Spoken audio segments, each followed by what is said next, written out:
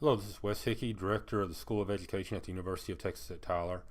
This weekly five, to kind of fit the date that this is coming out on, I'm going to kind of talk about 9/11.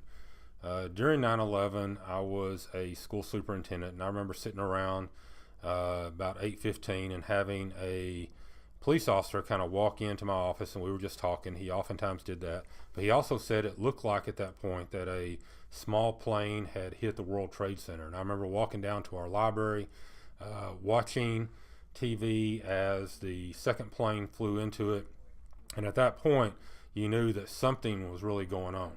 And it was kind of an illusion to think that the first one was a small plane. Just the buildings were so large, it looked that way.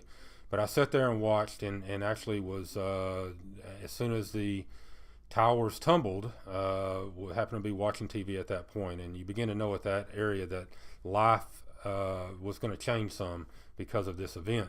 And I remember going down the next day and sitting and talking to the high school students at the district, just letting them know that this is what had gone on, and this is a big event, but frankly not to panic that a lot of things were going on and people were going to take care of it, and we're going to take care of safety issues and everything that went on there.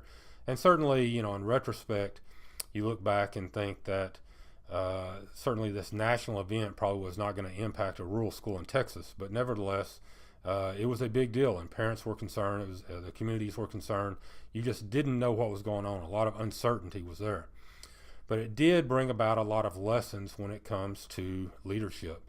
First of all, we know that safety is always important, that anytime with our students, we can overreact, and we don't want to overreact. We want to be a stable voice in the lives of our students, but we also want to make sure that safety is priority one. So you kind of be a little more vigilant, and do what you need to do to make sure the kids are safe.